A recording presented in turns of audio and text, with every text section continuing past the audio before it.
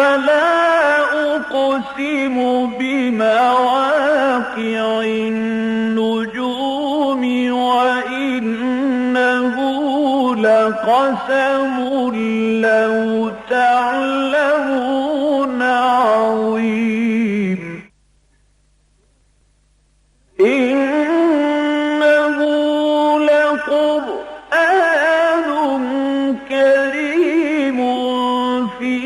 كتاب مكنون لا يمسه إلا المطهرون تنزيل من رب العالمين.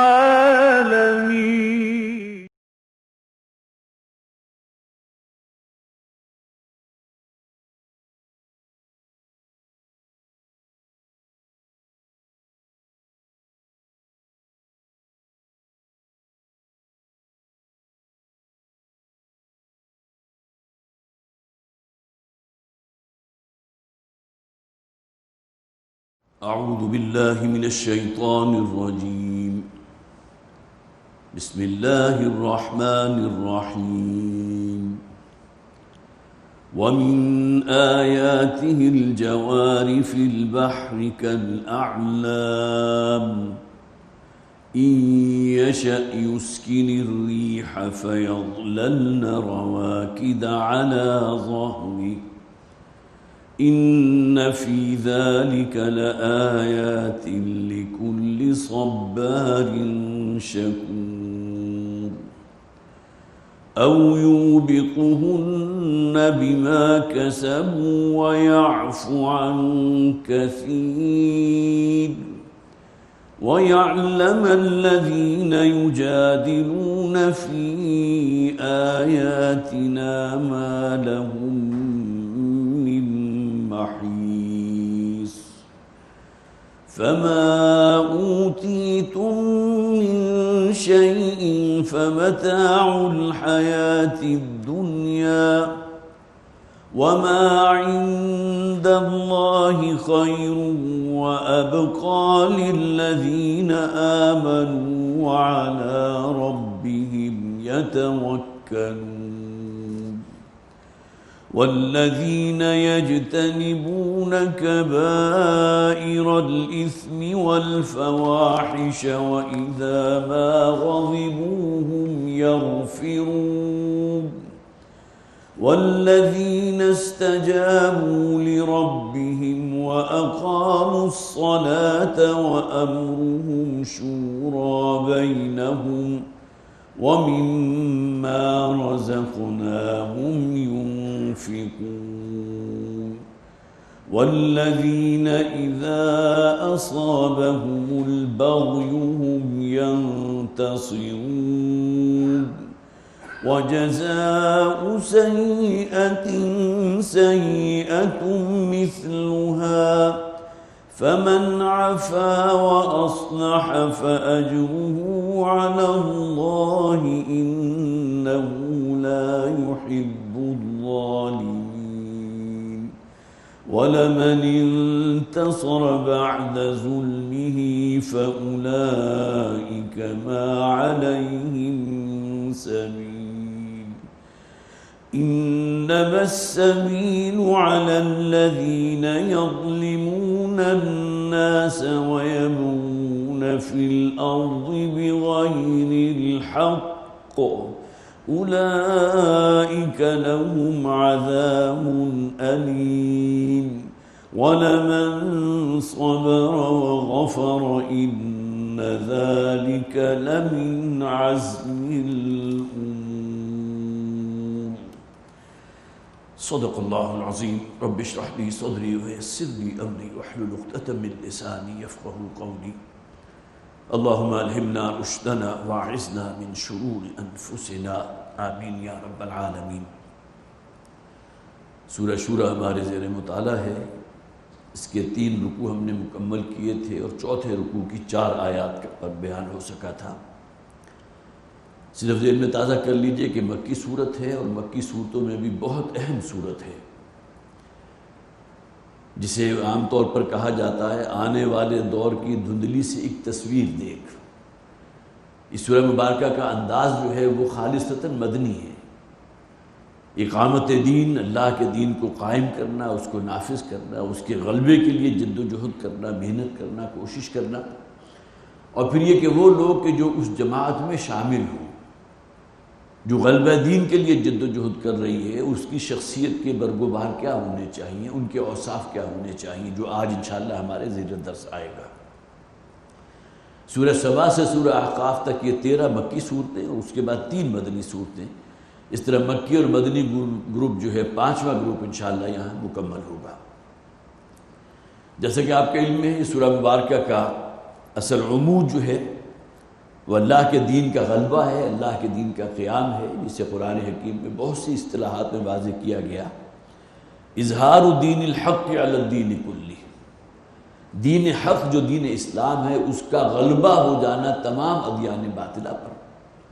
قرآن حکیم میں 3 مقامات پر هو الذی ارسل رسولہ بالہدی ودین الحق لیظہرہ علی الدین کلی، یہ الفاظ بعین ہی بغیر کسی شوشے کے فرق کے 3 مقامات پر جو ہے ریپیٹ ہوئے ہیں۔ مکی صورت ہے، اس میں خاص طور پر تذکیر بھی اعلیٰ اللہ کا ذکر بھی ہے۔ اللہ کی نعمتوں کے حوالے سے اللہ تعالیٰ نے تو جس طرح تمہاری ضرورت کا ہر سامان اس زمین پر تمہیں فراہم کر دیا ہے، اور اس کے لیے ایک مکمل نظام، بہت مستحکم نظام بنا دیا ہے، اور یہ وہ چیزیں ہیں جس پر انسان جب غور و فکر کرتا ہے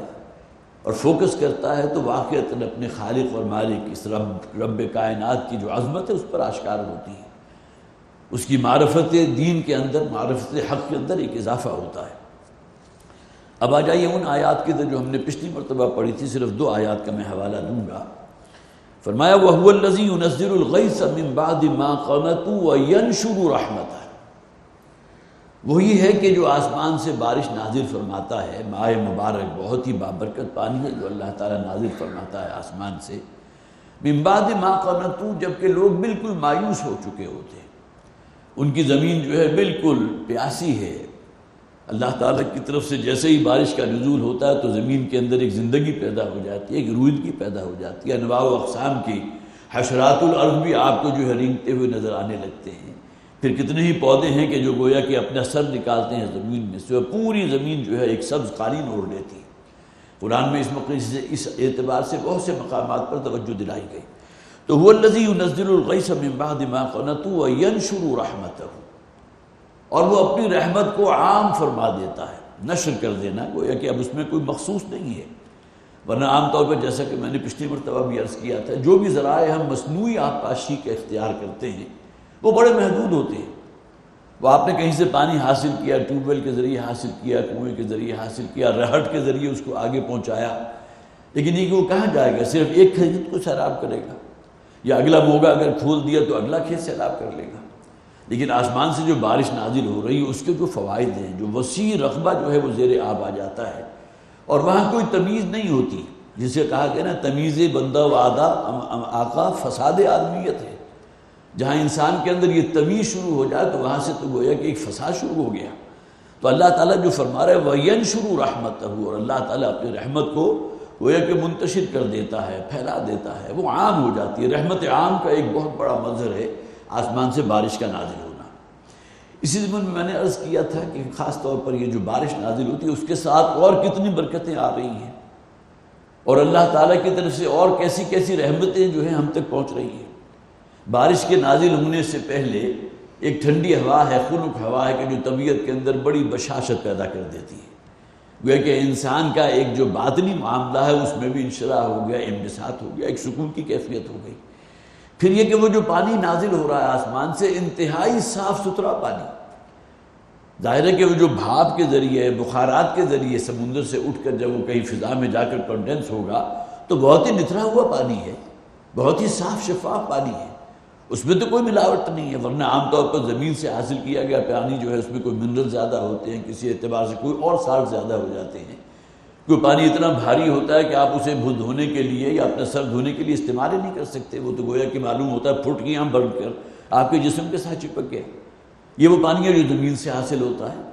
اس لیے کہ بہرحال زمین کی اپنی جو نوعیت ہے اس کا کچھ نہ کچھ اثر اس پانی کی کیفیت پر تو ہوگا،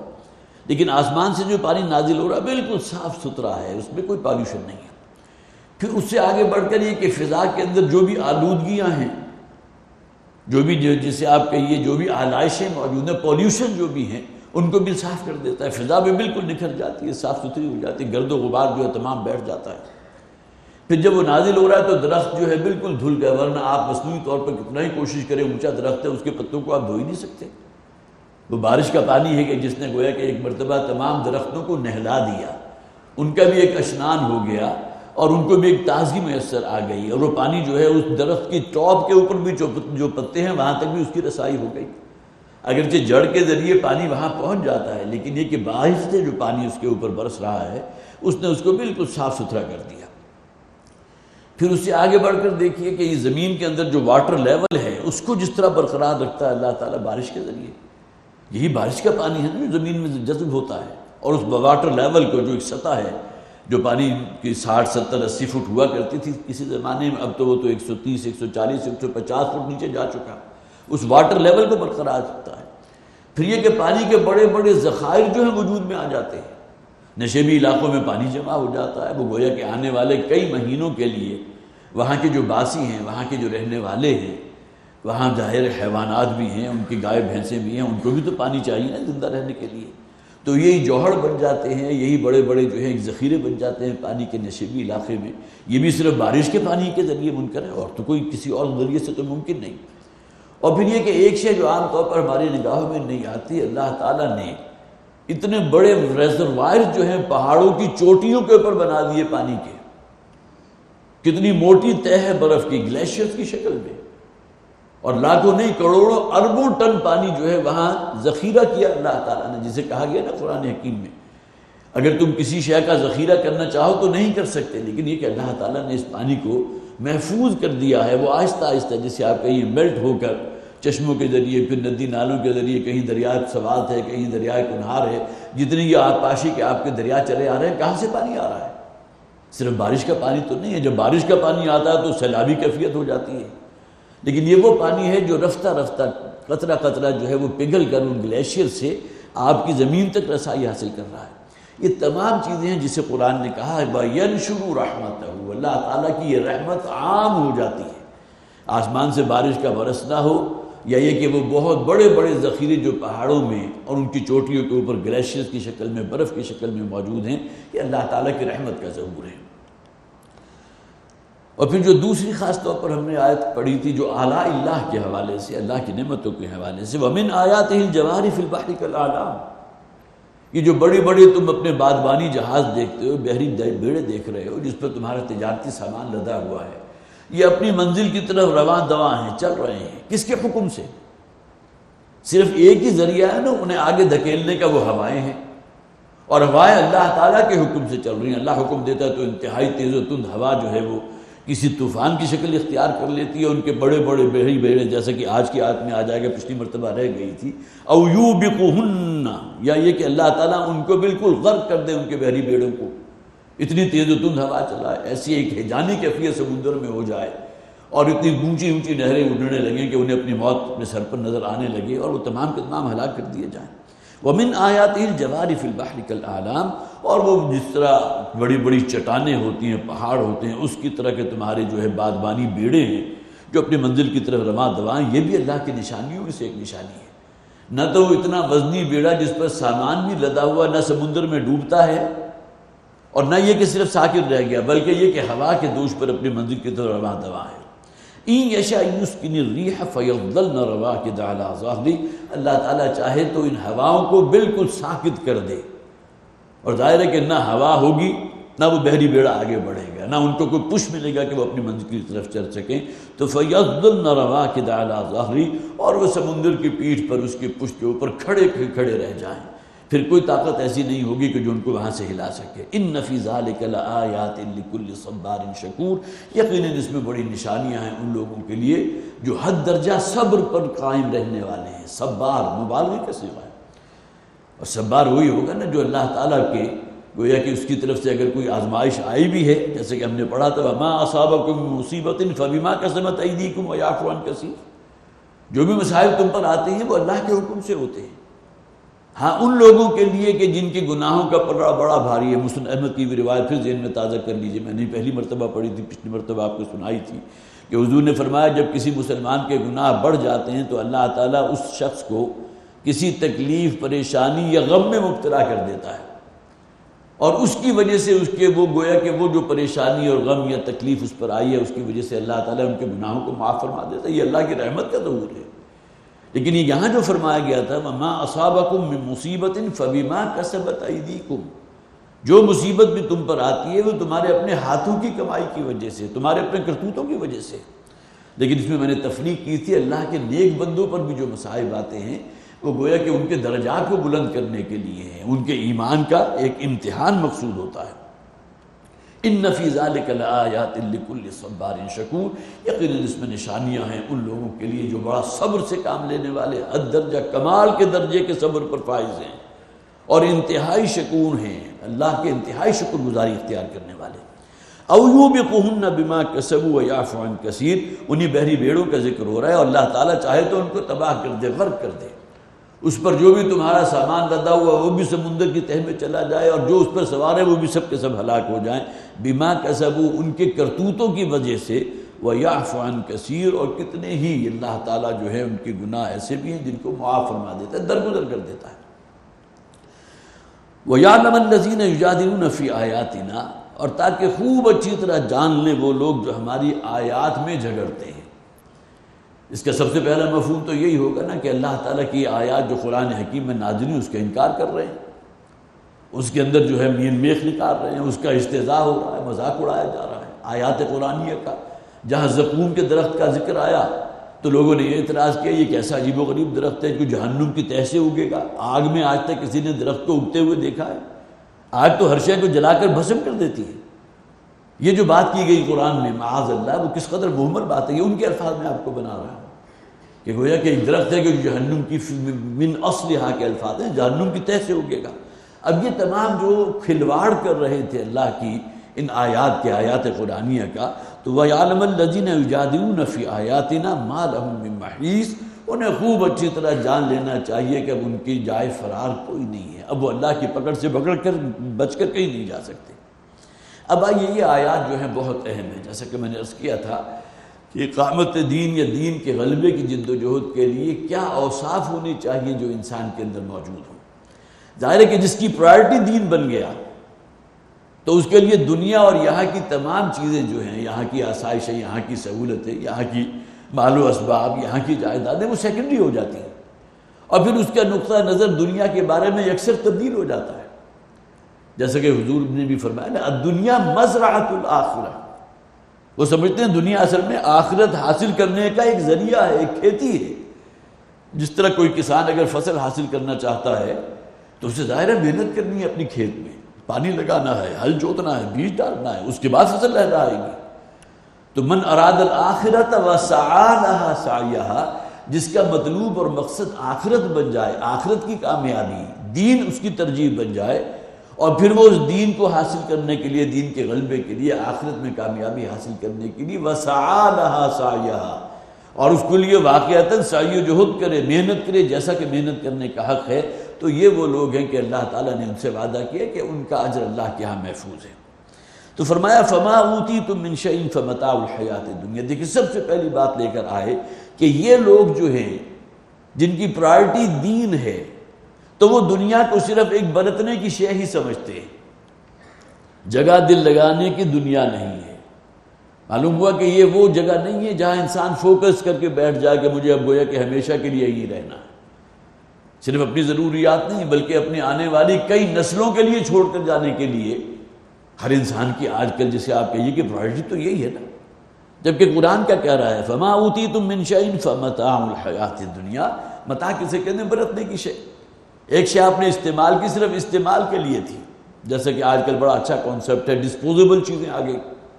پہلے تو یہ ہوا کرتا تھا کہ تانبے کی یا اسٹیل کی پلیٹیں ہوتی تھی، اس کو اگر کہیں آپ جا رہے ہیں تو لے کر جا رہے ہیں، بڑا بندوبست کر رہے ہیں تو کہاں سے اتنی حاصل کریں گے؟ اب وہ کاغذ کی اور گتے کی پلیٹیں آ گئی جنہیں ڈسپوزیبل کہا جاتا ہے۔ گویا کہ ایک وہ شے کہ جس کو آپ نے استعمال تو کیا، اپنی ایک ضرورت آپ نے اس کے ذریعے پوری کر لی، لیکن یہ کہ اس کے بعد وہ آپ کا مطلب نہیں، آپ اسے سنبھال کر نہیں رکھتے، اس کو ذخیرہ نہیں کرتے، بلکہ ڈسپوز آف کر دیتے ہیں۔ تو متاع اصل میں اسی شے کو کہا جاتا ہے کہ جو صرف برتنے کی شے استعمال کی اور اس کے بعد اس سے زیادہ اس کے ساتھ آپ کی اور کوئی دلچسپی نہ ہو۔ میں نے خاص طور پر نوٹ کیا تھا، ہم نے پڑھا تھا سورہ مومن میں، مومن آل فرعون جس نے اپنے ایمان کو چھپا رکھا تھا، اس کا ایک پورا خطاب قرآن حکیم نے نقل کیا ہے، اور تقریباً 2-2.5 رکوعوں پر مشتمل ہے قرآن میں سورہ مومن کے۔ اس کے اندر یہ الفاظ بھی موجود ہیں، انہوں نے اپنی قوم سے مخاطب ہو کے کھڑا تھا، دربار میں کھڑے ہو گئے،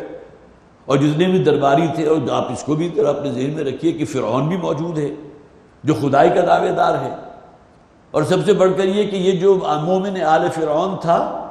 یہ قبطی تھا، بنی اسرائیل میں سے نہیں تھا، بلکہ فرعون کی قوم کا ایک رکن تھا،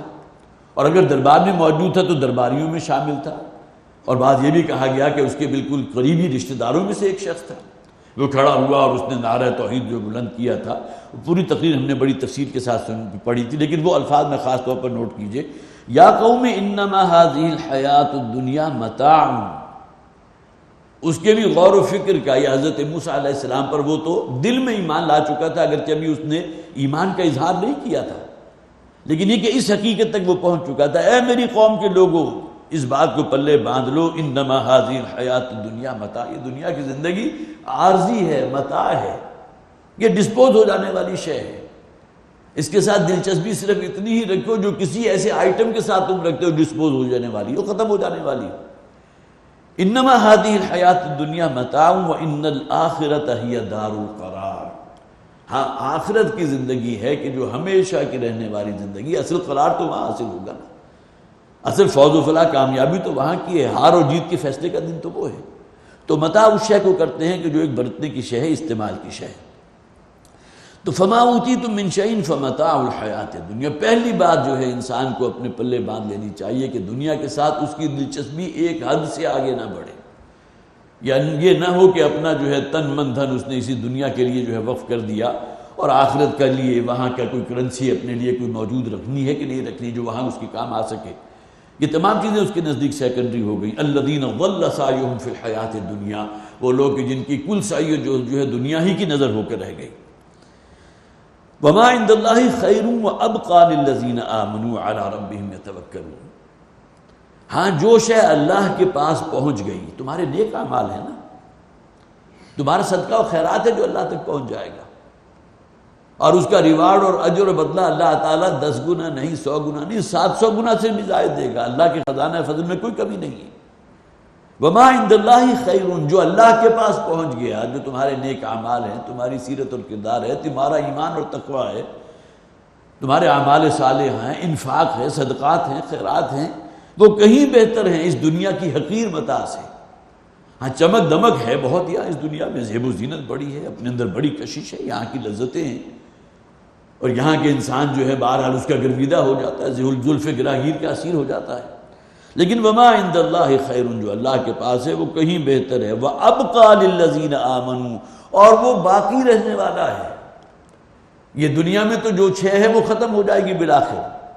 بلکہ اس دنیا سے جاؤ گے تو تم بہت کچھ چھوڑ کر جاؤ گے، اپنے ساتھ لے کر کچھ نہیں جا سکتے۔ آدمی جو کچھ بھی ساز و سامان اور روپیہ پیسہ مال و دولت اس دنیا میں جمع کرتا ہے، کتنا فیصد اس کا ہے جو وہ خود استعمال کرتا ہے؟ جسے آپ کہیے خاص طور پر تفہیم القرآن میں بار بار اس موضوع کو لیے سیند کر رکھنا، گویا کہ آپ کے اپنے استعمال بھی نہیں ہے، لیکن یہ کہ آپ اس دنیا سے چلے جائیں گے تو کہاں جائے گا؟ ٹھیک ہے انسان کو اطمینان ہوتا ہے جس کی اس کی اولاد تک پہنچ جائے گا، لیکن کیا گارنٹی ہے اس کی؟ اولاد ہی اگر آپس میں ایک دوسرے کے خلاف مقدمہ بازی کے اندر ملوث ہو جائے والد کی جائیداد کے لیے، جو اکثر و بیشتر ہوتا ہے، ایسے مقدمات میرے سامنے بھی پیش ہوتے ہیں کہ جہاں معلوم ہوتا ہے کہ سگے بھائیوں کے درمیان جو سر پٹور ہو گیا، مقدمہ بازی ہو رہی ہے۔ تو ما عند اللہ خیر وابقى، جو کچھ اللہ کے پاس ہے وہ بہت بہتر ہے اور باقی رہنے والا ہے، اور یہ کن کے حق میں ہوگا؟ للذین آمنوا، وہ لوگ جو واقعتاً ایمان رکھنے والے ہیں، جن کی پرائرٹیز چینج ہو چکی ہیں، جن کے نزدیک یہ دنیا جو ہے صرف ایک جگہ دل لگانے کی جگہ نہیں ہے، بلکہ یہ صرف ایک گزرگاہ ہے، جیسا کہ حضور نے فرمایا نا، انما مثلی کراکب استظل تحت شجرۃ ثم راح فترکها، کہ میری مثال تو اس راکب کی سی ہے، اس سوار کی سی ہے، اس مسافر کی سی ہے جو کہیں سایہ دار درخت میں تھوڑی دیر کے لیے جو ہے وہ آرام کے لیے رکا، ثم راح فترکھا، اور اس کے بعد اس کو چھوڑ کر آگے چل پڑا۔ دنیا کے ساتھ صرف اس حد تک دلچسپی، اگرچہ یہ ہے بہت بڑا کام، اس لیے کہ آگے آ بھی گیا کہ ان کا توکل اللہ کی ذات پر ہوتا ہے، ورنہ مادی اسباب پر توکل اور روپے پیسے کے اوپر انسان جو ہے اگر جو تمام محنتیں اور اسی کے لیے اگر صرف کر لے تو ظاہر ہے پھر انسان کی نگاہ سے آخرت تو بالکل اوجھل ہو جائے گی۔ یہاں اب کا خاص طور پر نوٹ کیجئے، بڑا پیارا واقعہ ہے سیرت کا۔ نبی اکرم صلی اللہ علیہ وسلم ایک دن گھر میں موجود نہیں تھے تو کسی صاحب نے ہدیہ بھیجا، بکری کا گوشت، اور ممکن ہے کہ پوری بکری کا گوشت ہو یا کہ اس کا کچھ حصہ ہو۔ تو حضرت عائشہ صدیقہ رضی اللہ تعالی عنہ نے اس میں سے تھوڑا سا گوشت رکھ دیا، وہ خاص طور پر شانے کا جو ہے، بلکہ حدیث کے اندر الفاظ ہیں کتفہا، اس بکری یا جو بھی جانور کسی شخص نے بھیجا تھا، کسی صحابی نے، اس کے صرف شانے کا تھوڑا سا گوشت حضور کے لیے رکھ لیا، اس لیے کہ حضور کو بڑا مرغوب ہے، جب آئیں گے تو اس کو پکا کے کھلائیں گے، تو گویا کہ آپ کے لیے بھی ایک لذت کام و دہن کا کوئی تھوڑا سا انتظام ہو جائے گا۔ نبی اکرم صلی اللہ علیہ وسلم گھر پر آئے تو حضرت عائشہ نے بتا دیا اس طرح فلاں صحابی کے گھر سے گوشت آیا تھا، تو اس میں نے تھوڑا سا رکھ لیا ہے، اور پھر یہ کہ بقیہ جو ہے وہ تقسیم کر دیا، باقیہ دے دیا۔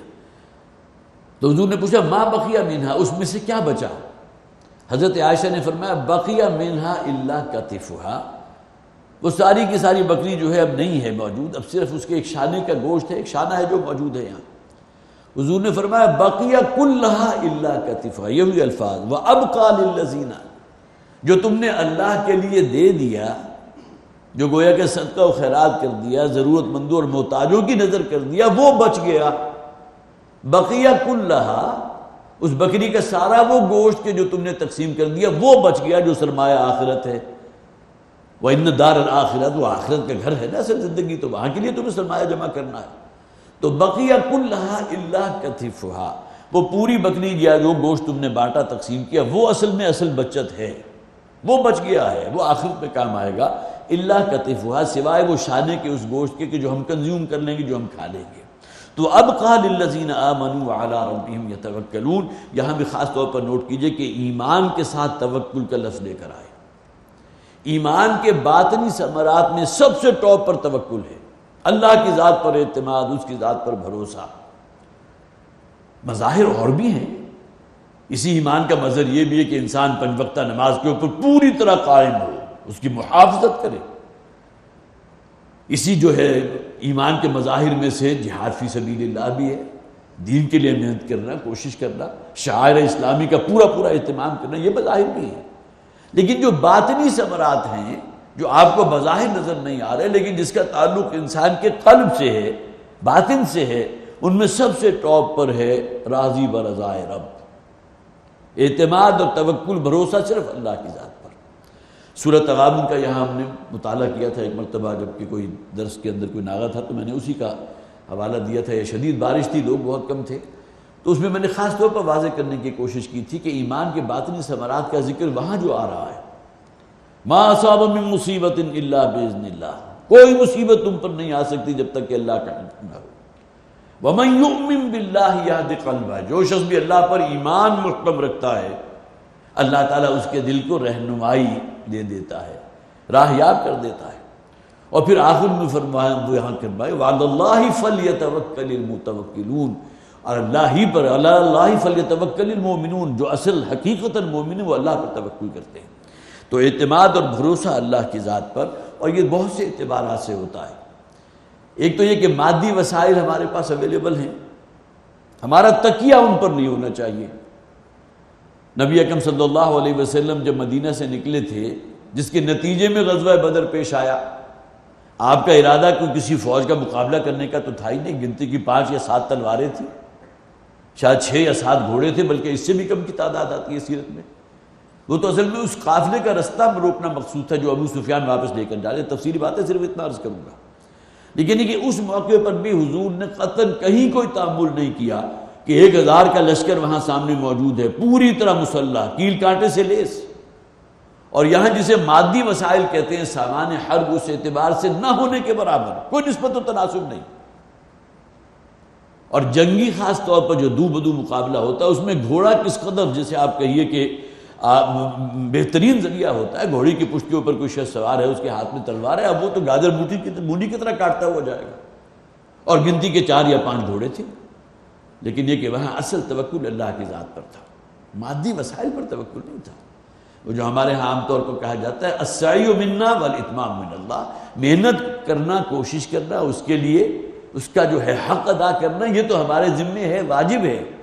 لیکن یہ کہ نتیجہ کیا ہوگا، نتیجہ اللہ کے اختیار میں۔ اعتماد اور توکل اللہ کی ذات پر ہونا چاہیے۔ تو وَأَبْقَىٰ لِلَّذِينَ آمَنُوا وَعَلَىٰ رَبِّهِمْ يَتَوَكَّلُونَ، اور یہ صفت جو ہے توکل کی ان کے اندر بدرجہ اتم موجود ہو، وہ لوگ کہ جو دین کے لیے کام کرنے والے اور آگے بڑھنے والے ہوں۔ وَالَّذِينَ يَجْتَنِبُونَ كَبَائِرَ الْإِثْمِ وَالْفَوَاحِشَ وَإِذَا مَا غَضِبُوا هُمْ يَغْفِرُونَ، اور وہ لوگ کہ جو اجتناب کرتے ہیں، یجتنبون، بچتے رہتے ہیں، اپنے آپ کو محفوظ رکھتے ہیں، کبائر الاسم، بڑے بڑے گناہوں سے۔ عام طور پر ہم صرف 3 ہی بڑے گناہوں کے جاننے والے ہیں جس کا قرآن ذکر کرتا ہے، والذین لا یدعون مع اللہ الہا آخر ولا یقتلون النفس التی حرم اللہ الا بالحق ولا یزنون۔ سورہ فرقان میں بھی کہا گیا، سورہ بنی اسرائیل میں بھی انہی 3 گناہوں کا ذکر ہے۔ یہ اکبر الکبائر ہے، گویا کہ کبیرہ گناہوں میں سب سے ٹاپ کے اوپر سب سے بڑا گناہ اللہ کے ساتھ کسی کو اس کا ہمسر، ہم پلہ، ہم ساجی بنا دینا، جسے ہم شرک کے نام سے جانتے ہیں۔ اس لیے کہ قرآن میں 2 مقامات پر بغیر کسی فرق کے، بغیر کسی شوشے کے فرق کے یہ آیت مبارکہ آئی ہے، ان اللہ لا یغفر ان یشرک بہ ویغفر ما دون ذلک لمن یشاء۔ اللہ تعالیٰ اس بات کو ہرگز معاف نہیں کرے گا کہ کوئی شخص اللہ کی ذات میں کسی کو شریک ٹھہرا دے۔ شرک اللہ تعالیٰ کے نزدیک قابل قبول نہیں ہے۔ ہاں شرک سے نیچے جو گناہ ہے اللہ تعالیٰ جو صدق دل سے توبہ کرے گا، جسے اللہ تعالیٰ کا معاف فرما دے گا۔ تو شرک تو اکبر الکبائر میں سے بھی سب سے بڑا گناہ ہے، بڑے بڑے گناہوں میں سب سے بڑا گناہ۔ لیکن بڑے گناہوں کے اندر اور بھی بہت سے گناہ ہیں۔ قرآن میں جن 3 کا ذکر ہے، ایک یہ شرک ہے، دوسرے کسی انسانی جان کو قتل کر دینا ناحق، بہت بڑا گناہ، جس میں قرآن میں کہا گیا فَكَأَنَّمَا قَتَلَ النَّاسَ جَمِيعًا، اس نے صرف ایک شخص کو قتل نہیں کیا، اس نے انسانیت کا خون کر دیا ہے۔ وہ ایک شخص کی جان نہیں گئی ہے بلکہ انسانیت کا خون ہو گیا۔ اور تیسرے زنا کا ذکر جو ہے قرآن میں موجود ہے، وَلَا يَزْنُونَ، زنا کے قریب تک نہ پھٹکو۔ یہ اکبر الکبائر ہے، بڑے بڑے گناہوں میں سے جو کبیرہ ترین گناہ ہیں، جو بہت بڑے گناہ ہیں، جو بڑے نمایاں گناہ ہیں۔ لیکن یہ کہ کبیرہ گناہ کیا جھوٹ بولنا اور سود لینا، سود کھانا، شراب نوشی کبیرہ گناہ نہیں ہے؟ والدین کی نافرمانی کرنا کبیرہ گناہ نہیں ہے؟ وہ کہ وہ شے جس کے بارے میں قرآن حکیم میں کسی درجے میں بھی اللہ کا عتاب یا عذاب اخروی کا کوئی ذکر موجود ہے، وہ کبیرہ گناہ ہے۔ اس حوالے سے دیکھیے تو وہ عام طور پر وہ گناہ جنہیں ہم بڑے ہلکا سمجھتے ہیں، معمولی نوعیت کی اخلاقی جو ہے صرف برائیاں سمجھتے ہوں گے، لیکن یہ کہ قرآن کا مطالعہ کیجئے تو اس کے لیے کتنی سخت وعید ہے۔ تانا دے دینا یہ کوئی چھوٹا گناہ تو نہیں ہے۔ قرآن میں کیا کہا گیا؟ وَيْلٌ لِكُلِّ ہُمَزَةٍ لُمَزَةٍ، تباہی اور بربادی ہے یا جہنم کی وہ وادی منتظر ہے ان لوگوں کے لیے جو ایک دوسرے کو تانا دیتے ہیں، لعنت کرتے ہیں۔ اب یہ چیزیں ہمارے نزدیک بن جاتی ہیں صغیرہ گناہ، درا حالانکہ صغیرہ گناہ نہیں ہے۔ اس حوالے سے بہت سی تصنیفات موجود ہیں، جسے آپ کہیے کہ کبائر گناہ کون کون سے ہیں، کبیرہ گناہ کون سے ہیں، تو ان کی تعداد جو ہے 60، 70، 80 اس سے بھی زائد آ جاتی ہے۔ اس لیے کہ صرف قرآن کو اگر بنیاد بنائیں گے، احادیث کو بنیاد بنائیں گے تو بے تحاشا جو ہے اس کے اندر وہ چیزیں آ جائیں گی جنہیں عام طور پر ہم صغیرہ سمجھ کر بالکل ترک کر دیتے ہیں۔ پھر دوسری سب سے اہم بات یہ ہے کہ صغیرہ گناہ کے اوپر بھی اگر انسان کا دوام ہو جائے اور اس کے اوپر وہ مداومت اختیار کر لے، اسے چھوڑنے کو تیار نہ ہو، تو کہنے کو وہ صغیرہ گناہ ہے، لیکن یہ کہ وہ بھی کبیرہ گناہوں کی صف کے اندر شامل ہو جاتا ہے۔ لیکن یہاں جو کہا گیا والذین یجتنبون کبائر الاسم، معلوم ہوا کہ صغیرہ کا یہاں یہ نہیں ہے کہ ان کا ایک عام جو ہے اجازت دے دی گئی ہے، اب اس کے اوپر کوئی جو ہے پکڑ نہیں ہوگی، نہیں، جو اجتناب کرتے ہیں بڑے بڑے گناہوں سے جو حرام ہے، اور جیسے کہ میں نے عرض کیا کہ اس کا بھی شمار کوئی آسان نہیں ہے، اس کی تعداد بھی بہت ہے، والفواحش، اور خاص طور پر الگ سے ذکر کیا گیا بے حیائی کے کاموں کو، وَإِذَا مَا غَضِبُوا هُمْ يَغْفِرُونَ، اور بے حیائی کے بارے میں وہ بھی ہے جسے قرآن کہتے ہیں سرًا وعلانیہ، کھلے عام بے حیائی، اور یہ کہ ہے مخفی ہے جو دوسروں کے علم میں ہی نہیں۔ یہ ہر نوع کی جتنی بھی ڈائمنشنز آتی ہے بے حیائی کی، جس کے بارے میں حضور نے فرمایا انسان کی آنکھوں کا غلط استعمال جو ہے یہ بھی اصل میں آنکھ کا زنا ہے۔ اسی طرح انسان اگر کوئی اور فحش گفتگو کر رہا ہے، یہ بھی گویا کہ ایک اعتبار سے زبان کا زنا بن گیا۔ ہاں وہ جو عمل زنا ہے وہ تو ان تمام چیزوں کا گویا کہ تصدیق کر دیتی ہے، اس کے اوپر مہر سب کر دیتی ہے، لیکن آغاز کہاں سے ہوتا ہے؟ انہی صغیرہ گناہوں سے ہوتا ہے۔ جیسا کہ حضور نے فرمایا نا ایک حدیث میں، کسی بھی نامحرم کے اوپر اگر تمہاری ایک نظر پڑ جائے تو یہ مباح ہے، یہ جائز ہے، لیکن یہ کہ اس کے بعد ارادتاً اگر تم نے اسے دیکھنے کی کوشش کی تو یہاں سے گویا کہ گناہ کا جو ہے وہ اس کا دائرہ شروع ہو گیا، وہ دائرہ کار شروع ہو چکا ہے۔ تو الذین یجتنبون کبائر الاسم والفواحش، وہ لوگ کہ جو اجتناب کرتے ہیں، بچتے ہیں بڑے بڑے گناہوں سے اور فحش باتوں سے، وَإِذَا مَا غَضِبُوا هُمْ يَغْفِرُونَ، اور جب انہیں غصہ آتا ہے یا غضب ان کے اوپر کہیں ہوتا ہے تو وہ معاف فرما دیتے ہیں۔ یہ ان اوصاف میں سے ہے کہ جو انسان کی شخصیت میں لازماً ہونا چاہیے، اور خاص طور پر وہ شخصیت جو دین کے لیے کام کرنے والی ہو، جو داعی اللہ ہو، لوگوں کو اللہ کی طرف بلانے والی، اللہ کی کتاب کی طرف بلانے والی۔ اس حوالے سے تو گویا کہ ان لوگوں کا جن میں میں بھی شامل ہوں ہمارا محاسبہ زیادہ سخت ہے، گویا کہ وہ کہ جو پکار رہے ہوں، بلا رہے ہوں، ندا لگا رہے ہوں اللہ کی طرف، اللہ کے دین کی طرف، اللہ کی کتاب کی طرف، ان کا معاملہ اگر اس کے برعکس ہوگا تو واقعتاً اللہ تعالیٰ کے ہاں پکڑ بہت شدید ہوگی۔ اس حوالے سے ہر شخص جو ہے اپنا جائزہ لیتے رہنا چاہیے، اور خاص طور پر وہ جو اس کام میں لگے ہوئے ہیں انہیں تو بہت باریک بینی کے ساتھ مائکروسکوپیکلی اپنی ان تمام چیزوں کے اوپر نظر رکھنی چاہیے۔ اللہ تعالیٰ مجھے بھی توفیق عطا فرمائے اور آپ کو بھی توفیق عطا فرمائے۔ تو وَإِذَا مَا غَضِبُوهُمْ، جب کبھی غصہ ان پر وارد ہو جاتا ہے، غصہ طاری ہوتا ہے، یغفرون، تو معاف فرما دیتے ہیں۔ دیکھیں غصہ اصل میں انسان میں فطری طور پر رکھ دیا گیا، جہاں بہت سی قوتیں انسان میں ہیں، قوت شہوانیہ بھی ہے، پھر انسان کو زندہ رہنے کے لیے آخر کوئی خوراک چاہیے، کوئی کھانے پینے کی کوئی شے چاہیے، اسی طرح انسان کے اندر قوت غضبیہ بھی ہے، اللہ نے رکھی ہے، اور یہ اصل میں تقاضا ہوتا ہے انسان کی غیرت کا، اس کی حمیت کا اور عزت نفس کا۔ غصہ آپ کو کب آتا ہے؟ جب آپ نے کسی شخص نے آپ کو کوئی گالی دے دی، آپ کی شان پہ گستاخی کر دی، اس سے آپ کی عزت نفس مجروح ہو گئی، یا یہ کسی نے آپ کا حق سلب کر لیا، کسی نے کس اور اعتبار سے آپ کے اوپر زیادتی کی، تو گویا کہ اس غیرت میں یا اس حمیت کے اندر یا عزت نفس کے مجروح ہونے کی بنیاد پر جو جذبات انسان کے اندر سے ابھرتے ہیں وہ ہے اصل میں غصہ، اور یہ فطری طور پر ہے۔ انسان کو غصہ آنا چاہیے، لیکن کن چیزوں پر آنا چاہیے؟ جہاں محرمات کا ارتکاب ہو رہا ہو، جہاں جو گویا کہ شیطان ننگا ناچ ناچ رہا ہے، یہ غیرت دینی کا تقاضا ہے نا، جیسا کہ وہ حدیث میری فوری طور پر ذہن میں آئی جس میں نبی اکرم صلی اللہ علیہ وسلم نے فرمایا کہ اللہ تعالیٰ نے حضرت جبرائیل علیہ السلام کو حکم دیا کہ فلاں بستی والوں پر اس بستی کو الٹ دو، گویا کہ عذاب خداوندی کا حکم دے دیا، اللہ تعالیٰ کی طرف سے وہ پروانہ جو ہے جاری ہو گیا۔ تو حضرت جبرائیل نے کہا کہ اس میں تو ایسا نیک اور عابد اور زاہد بندہ بھی موجود ہے کہ جس نے ایک لحظہ بھی کبھی گناہ کی زندگی نہیں گزاری، آنکھ پلکنے کی جھپک کی جو دیر ہے وہ بھی کسی معصیت میں مبتلا نہیں ہوا۔ تو اللہ تعالیٰ نے فرمایا اقلبها علیہ وعلیہم، پہلے اس بستی کو اس پر الٹو پھر دوسروں پر۔ وجہ کیا تھی؟ فإن وجهه لم يتمع في ساعة قط، اس لیے کہ اس کا چہرہ جو ہے میری غیرت، دین کی غیرت اور حمیت میں کبھی سرخ نہیں ہوا۔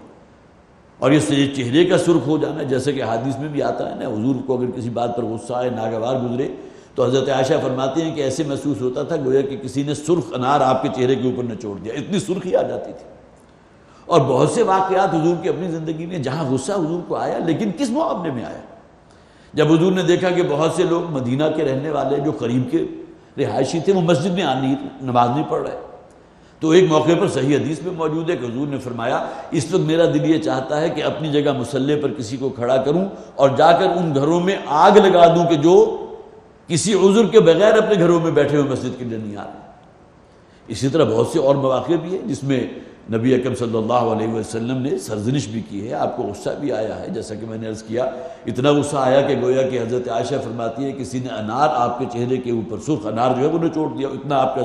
چہرہ جو ہے اس تمازت کی وجہ سے، حدت کی وجہ سے سرخ ہو گیا۔ اسی طرح ایک حدیث ہے بخاری شریف میں موجود ہے،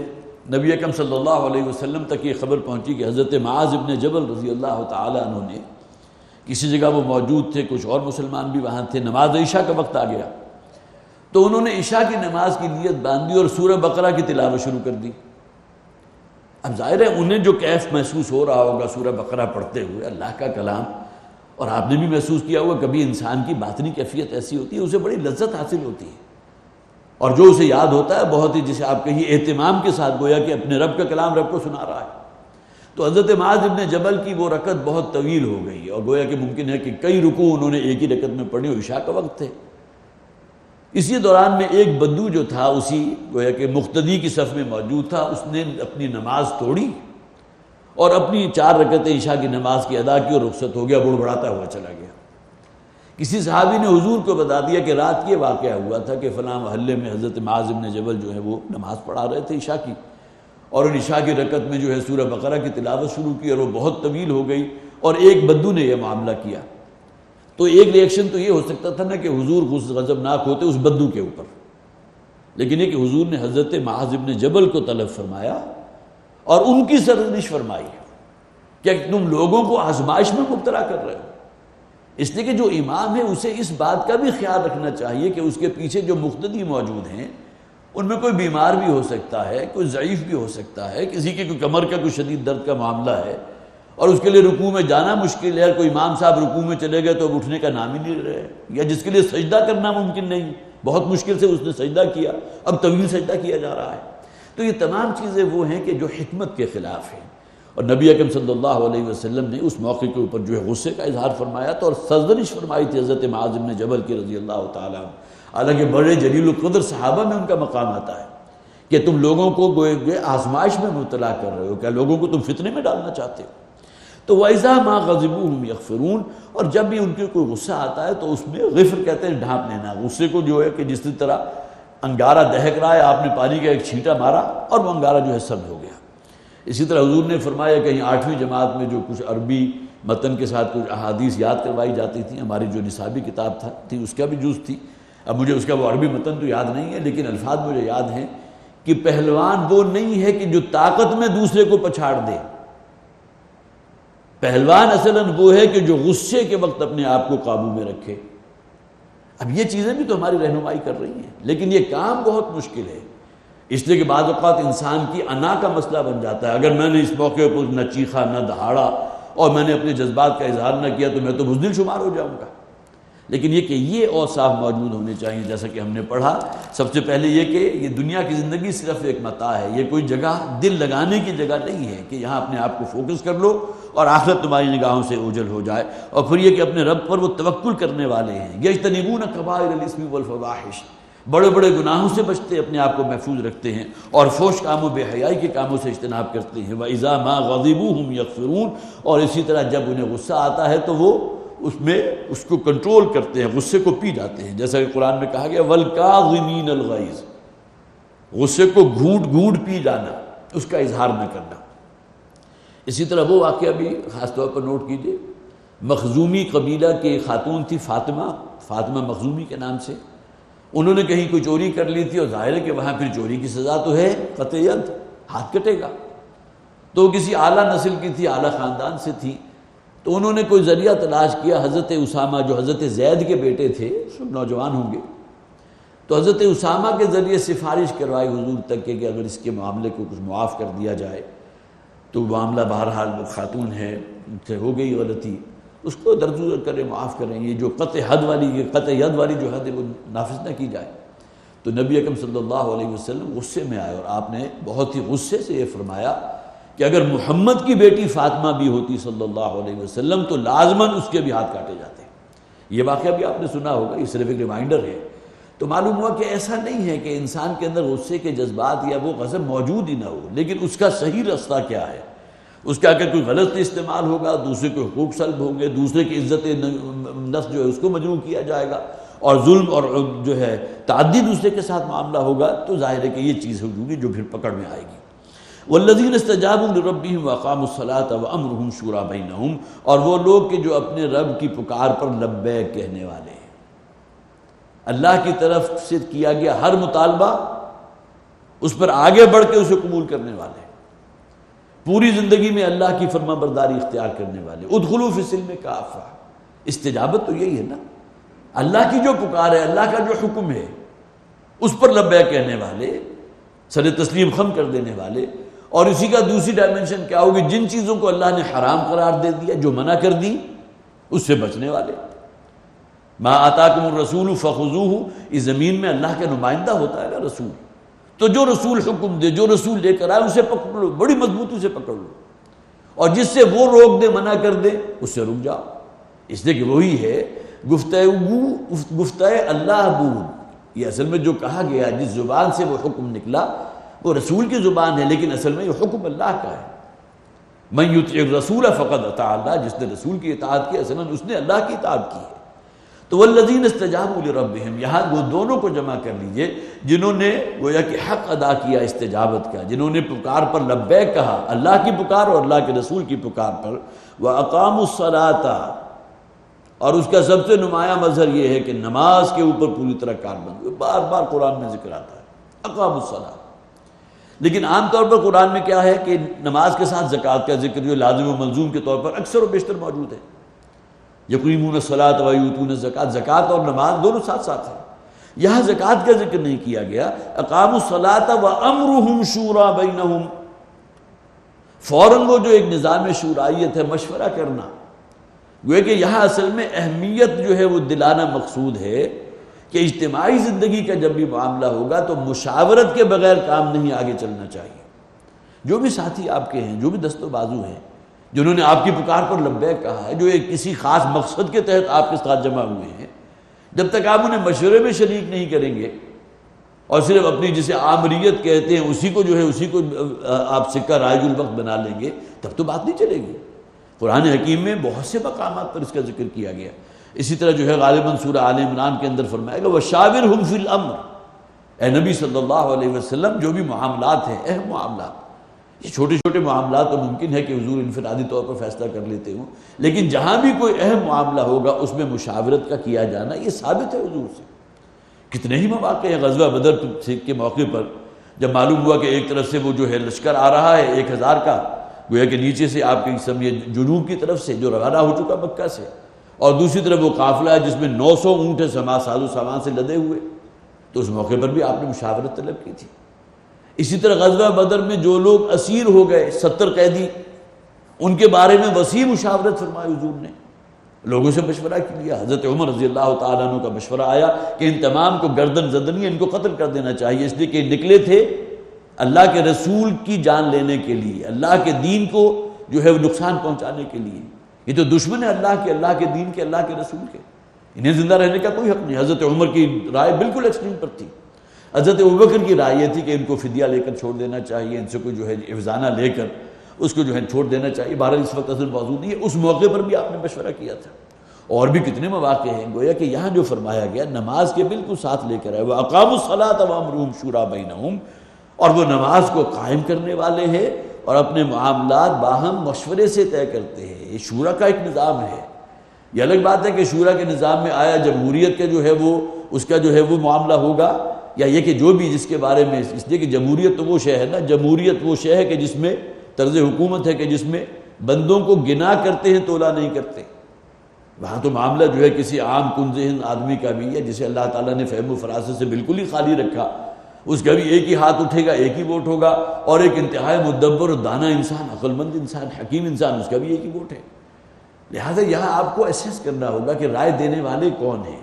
آیا رائے کسی صاحب الرائے شخص کی رائے ہے یا یہ کہ عام انسان ہے۔ یہ الگ بات ہے کہ عام انسان بھی بعض اوقات بہت ہی گہری بات جو ہے کہہ جاتے ہیں، یہ الگ ایکسیپشن ضرور ضرور، لیکن یہ باہمی مشاورت کا ایک فضا قائم رکھنا، اور خاص طور پر سورہ آل عمران کی جس آیت کے میں نے حوالہ دیا تھا، آیت نمبر 159، وہاں تو حضور سے کہا گیا وَشَاوِرْهُمْ فِي الْأَمْرِ فَإِذَا عَزَمْتَ فَتَوَكَّلْ عَلَى اللَّهِ۔ اے نبی صلی اللہ علیہ وسلم، آپ مختلف معاملات میں صحابہ سے مشورہ کیا کیجئے،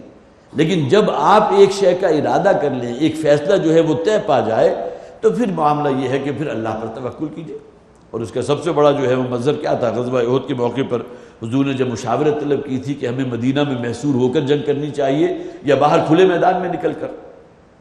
تو جو نوجوان صحابہ تھے ان کی طرف سے یہ بات آئی کہ نہیں، جو غزوہ بدر میں شریک نہیں ہو سکے تھے، انہیں موقع نہیں ملا تھا، ان کے اندر وہ غیرت ایمانی زیادہ تھی، انہوں نے کہا ہمیں کھلے میدان میں جو ہے ایک دوسرے کا مقابلہ کرنا چاہیے، جبکہ حضور کی اپنی طبیعت یہ تھی کہ مدینے میں محصور ہو کر جنگ کرنی چاہیے۔ یہ مشاورت وہاں اس موقع پر بھی ہوئی تھی، فیضا عزم تھا، لیکن جب حضور نے فیصلہ کر لیا اور اس کی بنیاد پر حضور اپنے حجرے میں گئے اور پھر وہاں سے جو ہے زرہ پہن کر واپس آئے ہیں، جو گویا کہ اس بات کی علامت تھی کہ اب حضور فیصلہ کر چکے اب ہمیں کھلے میدان ہی میں جنگ کرنی ہے، مدافعاتی جنگ نہیں کرنی کہ مدینہ میں محصور ہو کر ہم جنگ کریں۔ فَإِذَا عَزَمْتَ فَتَوَكَّلْ عَلَى اللَّهِ، پھر توکل کیجیے اللہ پر۔ تو وَأَقَامُوا الصَّلَاةَ وَالَّذِينَ اسْتَجَابُوا لِرَبِّهِمْ وَأَقَامُوا الصَّلَاةَ وَأَمْرُهُمْ شُورَىٰ بَيْنَهُمْ وَمِمَّا رَزَقْنَاهُمْ يُنْفِقُونَ۔ اور پھر یہ کہ جو شے بھی ہم نے انہیں بطور رزق دی ہے، صرف رزق جو ہے وہ کھانے پینے کی چیزیں نہیں ہوتی، ہم ہر شے کے اعتبار سے اللہ نے جو کچھ ہمیں دیا، جو صلاحیتیں ہیں وہ بھی اللہ کی طرف سے دی گئی ہیں، وہ بھی رزق ہے۔ آیا اس کا ہم صحیح استعمال کر رہے ہیں یا نہیں کر رہے، یہ ہمارے لیے لمحہ فکریہ ہے۔ اگر تو اللہ کی اطاعت اور فرما برداری میں وہ چیزیں استعمال ہو رہی ہیں، وہ صلاحیتیں استعمال ہو رہی ہیں، تو تہنیت ہے، مبارکباد ہے، اللہ کے ہاں اجر محفوظ ہے۔ لیکن یہ کہ وہ چیزیں جس کے ہم امین بنائے گئے اس میں اگر خیانت کے مرتکب ہو رہے ہیں تو ظاہر ہے کہ پھر ہر شخص کو اپنا جائزہ خود لینا چاہیے۔ وَمِمَّا رَزَقْنَاهُمْ يُنْفِقُونَ، اور جو کچھ بھی ہم نے انہیں دیا اس میں سے خرچ کرتے ہیں۔ بس یہیں آج اکتفا کرتے ہیں۔ اللہ تعالیٰ ہمیں توفیق عطا فرمائے کہ جن اوصاف کا ان آیات میں ذکر ہو رہا ہے ہم شعوری طور پر فیصلہ کریں اور واقعتاً اپنے اندر اپنی سیرت و کردار میں وہ رنگ پیدا کرنے کی کوشش کریں جو قرآن حکیم کی ان آیات کے ذریعے ہم پر واضح ہوا۔ بارک اللہ لی ولکم فی القرآن العظیم ونفعنی وإیاکم بالآیات والذکر الحکیم۔